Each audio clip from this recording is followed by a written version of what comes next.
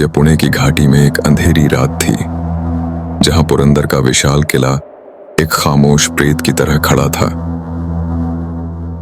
यह सिर्फ एक पत्थर का ढांचा नहीं था, यह 1665 की अपमानजनक संधि का कड़वा घाव था। मराठा स्वराज्य के दिल से उखाड़कर इसे मुगलों के कब्जे में दे दिया गया था। लेकिन उस रात एक पुरानी आग फिर से सुलग रही थी, जो अपमान का बदला लेने को तैयार थी। पहाड़ियों की छांव में एक छोटी सी टुकड़ी ने अपने कदमों को रोक लिया था। उन्हें पता था कि इस किले पर फतह करना आसान नहीं, बल्कि एक असंभव चुनौती है। यह किला मराठा गौरव और भविष्य के संघर्ष का केंद्र बनने जा रहा था। पुरंदर का यह किला, जिसे मुगलों ने पुरंदर की संधि के तहत जबरन लिया था, एक राजनीतिक जीत का प्रतीक था। छत्रपति शिवाजी महाराज ने अपने भविष्य के लिए 23 किले मुगलों को सौंप दिए थे। इन किलों में सबसे महत्वपूर्ण पुरंदर था, जिसकी दोहरी दीवारें और प्राकृतिक ढाल इसे अभेद्य बनाते थे। दिल्ली के तख्त के लिए यह किला दक्षिण पर नियंत्रण स्थापित करने का एक मजबूत आधार था। मुगल इसे अपनी शक्ति का स्थायी प्रमाण मानते थे, जिसे अब कोई नहीं छीन सकता था। लेकिन मराठा सेनानी हर गुजरते दिन इस अपमान को महसूस कर रहे थे। यह केवल एक किला नहीं था, यह स्वराज के सपने का एक टुकड़ा था, जिसे वापस पाना जरूरी था।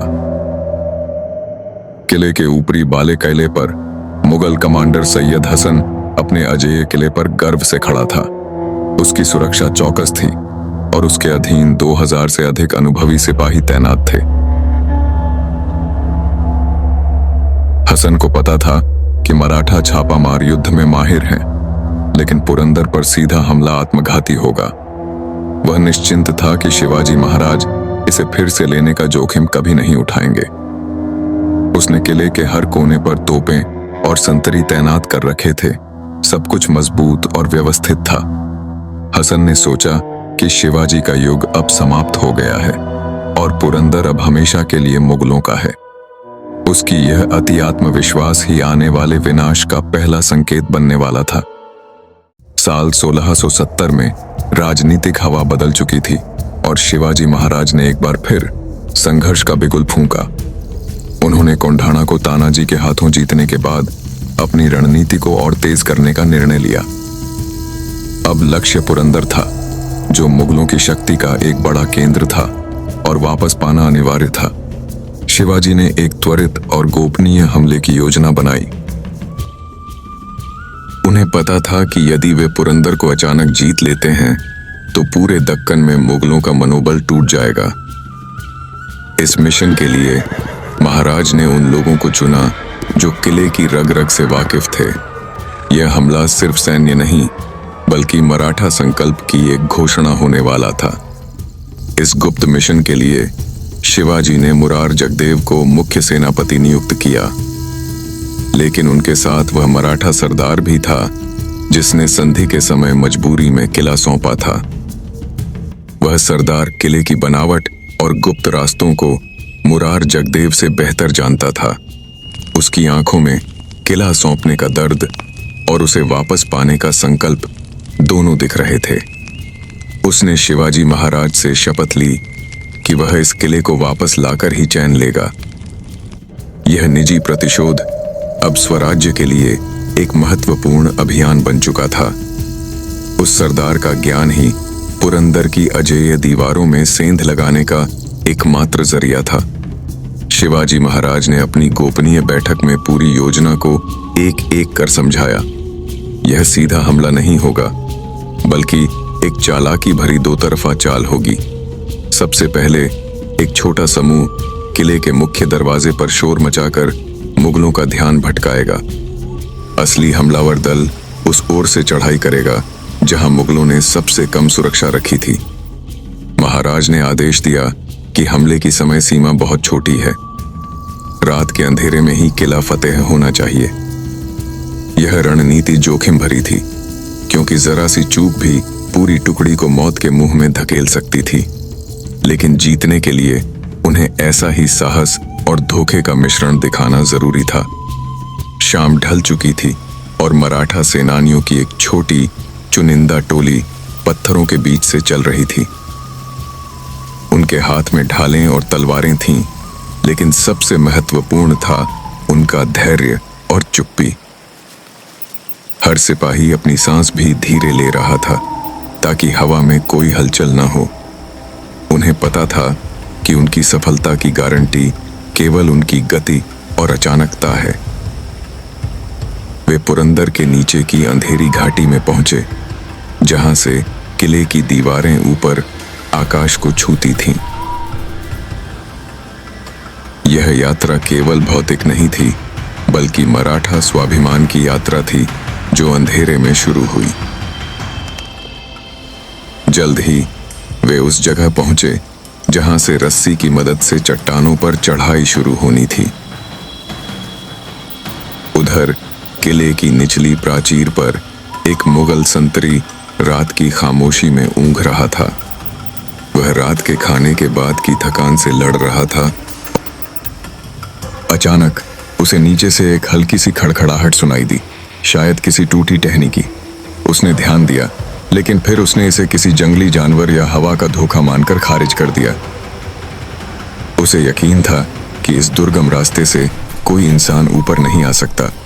उसकी लापरवाही ही मराठा सेनानियों के लिए पहली और सबसे महत्वपूर्ण मदद साबित हुई।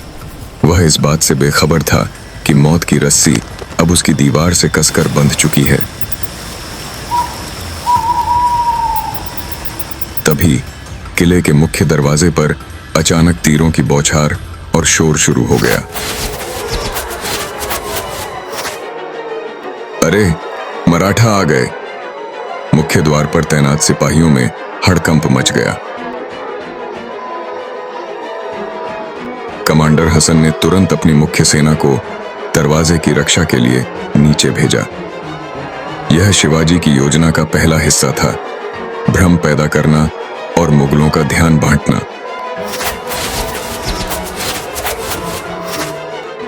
जब मुगल सिपाही मुख्य दरवाजे पर अपनी पूरी ताकत लगा रहे थे, तब किले का सबसे कमजोर अनदेखा हिस्सा चुपचाप कब्जा किया जा रहा था। यह वह सुनहरी चाल थी जिसने पुरंदर की अजेयता को पहले ही तोड़ दिया था। इसी बीच रस्सी पकड़कर चढ़ने वाले मराठा सिपाही ऊपर पहुंच चुके थे। वे किले की निचली दीवारों से फुर्ती से अंदर घुसे।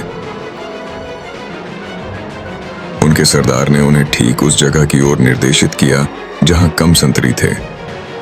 पहाड़ की चोटी पर अचानक शांति भंग हुई जब मराठा सेनानियों ने अपना काम शुरू किया।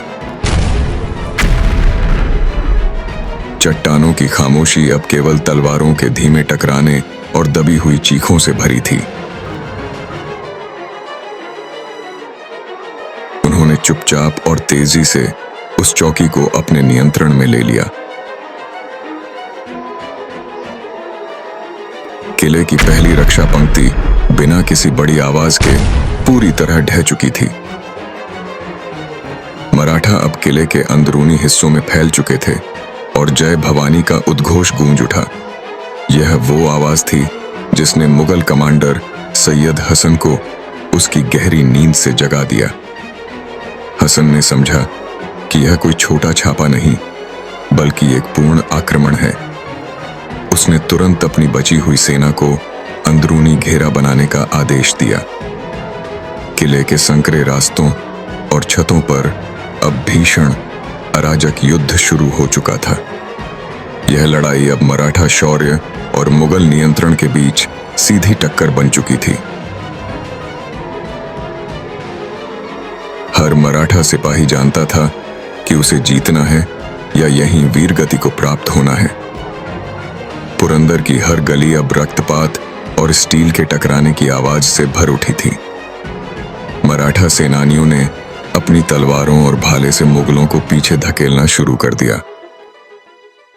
सुबह की पहली किरण पुरंदर के बाले कहले पर पड़ी, जहां एक नया दृश्य था। अब वहां शिवाजी महाराज का भगवा ध्वज शान से लहरा रहा था, जीत की घोषणा करता हुआ। मराठा सेनानियों की जयकार गूंज उठी, जो संघर्ष और बलिदान के बाद मिली थी। यह जीत केवल रणनीतिक नहीं थी, बल्कि शिवाजी महाराज के लिए एक व्यक्तिगत प्रतिज्ञा थी। उन्होंने अपने सबसे महत्वपूर्ण किलों में से एक को वापस पा लिया था और अपमान का घाव भर गया था। पुरंदर अब स्वतंत्र था और उसने मराठा शक्ति के पुनर्जन्म का प्रमाण दे दिया था। इस विजय ने पूरे मराठा स्वराज्य के लिए एक नया अध्याय शुरू किया।